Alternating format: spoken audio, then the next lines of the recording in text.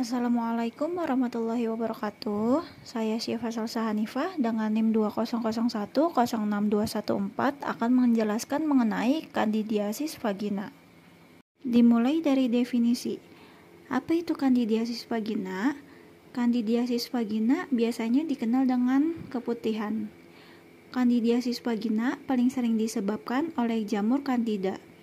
Terdapat 3 jenis golongan jamur, yaitu Candida albicans, Candida tropicalis, dan Candida glabrata.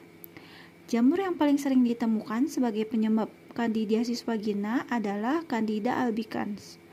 Nama lain dari penyakit ini adalah vulvovaginitis candidas atau VVC, atau bisa disebut juga miotic vulvovaginitis. Lalu ada etiologi. Infeksi oleh jamur Candida terutama terjadi di bagian tubuh yang lembab seperti mulut, vagina, dan lipatan kulit. Keadaan daerah vagina yang lembab, kurang bersih, dan penggunaan produk hygiene vagina secara berlebihan dapat mengubah pH vagina. Perubahan pH ini dapat menciptakan ketidakseimbangan yang mempermudah timbulnya kandidiasis vagina. Pada keadaan normal, bakteri dan jamur akan berada dalam jumlah yang seimbang. Namun, pada keadaan tertentu dapat terjadi ketidakseimbangan mikroorganisme yang ada di vagina sehingga meningkatkan pertumbuhan jamur. Pada penularan jamur Candida, yaitu dengan kontak langsung manusia ke manusia, khususnya pada kelompok yang aktif seksual. Lalu ada epidemiologi. Kandidiasis vagina tidak digolongkan ke dalam infeksi menular seksual, tetapi pada penyakit kandidiasis vagina dapat dikaitkan dengan aktivitas seksual. Kemungkinan mengidap penyakit ini akan meningkat sejak wanita yang bersangkutan mulai melakukan aktivitas seksual. Ada beberapa faktor terjadinya kandidiasis vagina, di antaranya yang pertama ada kehamilan. Pada saat kehamilan, pembukaan vagina dapat meningkatkan resiko infeksi dan berakhir pada peningkatan prevalensi kolonisasi Candida dan prevalensi vaginitis simptomatik. Kadar hormon reproduksi yang tinggi menyebabkan kadar glikogen pada jaringan vagina meningkat atau berlimpah, sehingga dapat menjadi sumber karbon bagi Candida. Selain itu, estrogen juga dapat meningkatkan adhesi sel ragi pada mukosa vagina. Yang kedua ada kontrasepsi. Kontrasepsi hormonal terdiri dari yang mengandung kombinasi estrogen dan progesteron, yaitu kontrasepsi oral atau pil, serta yang hanya mengandung progesteron saja, yaitu suntik dan implan. Yang berpengaruh terhadap pertumbuhan jamur Candida hanya hormon estrogen, karena mampu memfasilitasi produk asam laktat yang berkontribusi terhadap penurunan pH vagina menjadi lebih asam, serta meningkatkan kadar glikogen pada sel epitel vagina. Kedua kondisi tersebut menciptakan situasi yang lebih optimal untuk pertumbuhan mikroorganisme, seperti jamur Candida. Yang ketiga ada diabetes mellitus. Pada peningkatan gula darah juga berdampak pada kondisi vagina dan vulva. Jamur sangat suka dengan lingkungan lembab dan manis, sehingga ketika lingkungan di liang vagina mendukung, mikroorganisme bisa berkembang secara berlebihan. Yang keempat, ada antibiotik. Penggunaan antibiotika dalam jangka waktu yang cukup lama dapat membunuh bakteri Doderlin yang hidup bersama-sama Candida sebagai komersial di vagina. Berkurangnya bakteri di dalam vagina menyebabkan Candida dapat bertumbuh dengan subur karena sudah tidak ada lagi persaingan dalam memperoleh makanan yang menunjang pertumbuhan jamur tersebut. Untuk pantogenesis, diawali dengan Candida memasuki lumen vagina, datang dari faktor perianal atau kontaminasi dari traktus gastrointestinal. Lalu inhibasi HIFA ke dalam epitel jaringan akan menyebabkan terjadinya proses peradangan dan akhirnya merusakkan sel-sel epitel tersebut.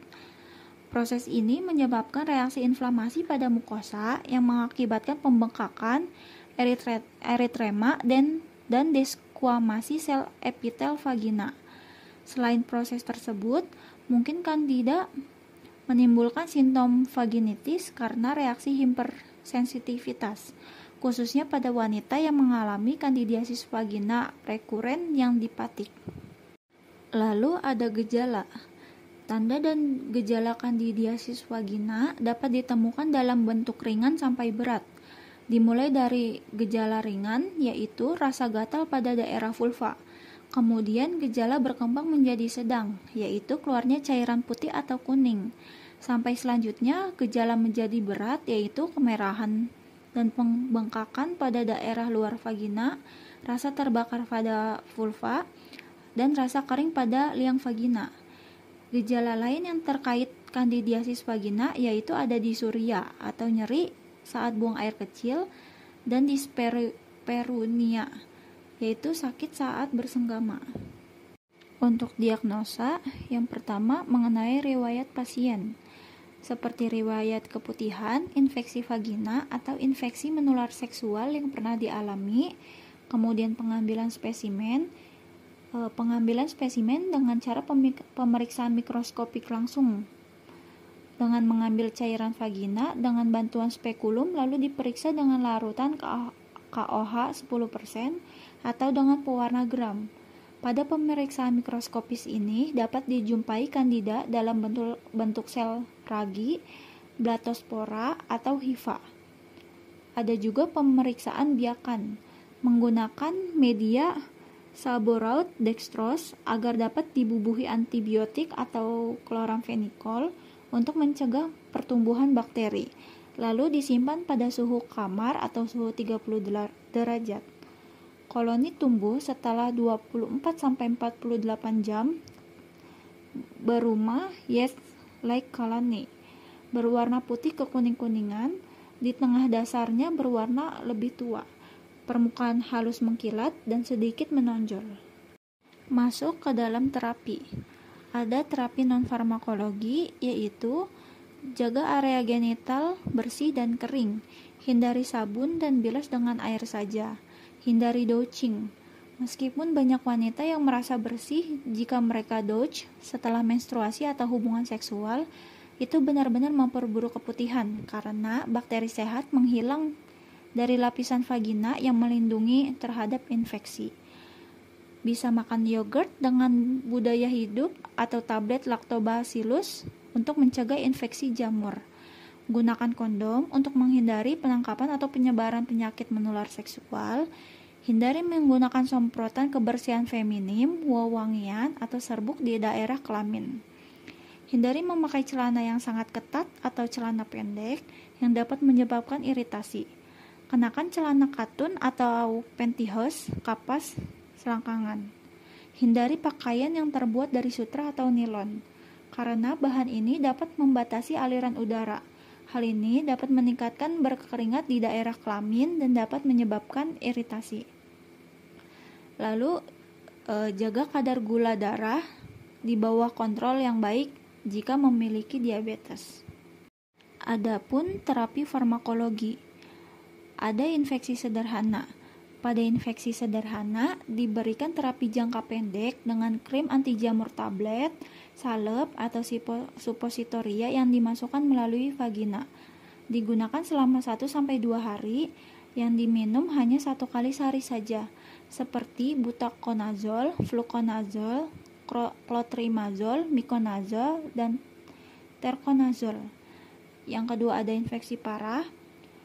Terapi vagina jangka panjang dapat digunakan obat anti jamur yang harus diminum selama 2 minggu dan dosis lanjutan seminggu sekali dalam 6 bulan. Ada pengobatan oral multidos, yaitu obat jamur yang diminum dalam 2 hingga 3 dosis, namun tidak dianjurkan untuk wanita hamil. Lalu ada terapi resisten azol, obat asam borat yang diaplikasikan ke dalam vagina untuk mengobati infeksi kandidiasis vagina yang resisten. Adapun pengobatan pada ibu hamil. Pada ibu hamil, sebaiknya diberikan pengobatan antimikosis tropikal pada sistemik. Kebanyakan obat antimikosis terbukti efektif untuk pengobatan kandidiasis vagina, selama masa kehamilan dengan resiko penyerapan minimal 3-10% pada bulan-bulan pertama masa kehamilan. Namun dapat diberikan dosis tunggal clotrimazole maupun derivat imidazole yang lainnya. Misalnya miconazole nitrat 2% vaginal cream, butoconazole atau terconazole yang umumnya diberikan selama 7 hari.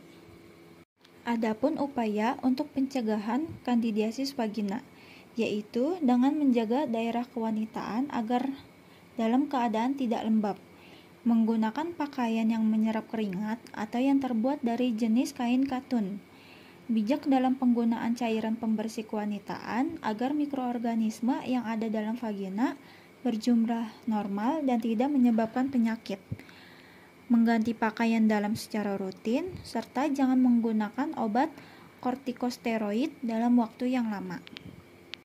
Yang terakhir ada daftar pustaka. Sekian penjelasan dari saya, kurang lebihnya mohon maaf. Wassalamualaikum warahmatullahi wabarakatuh.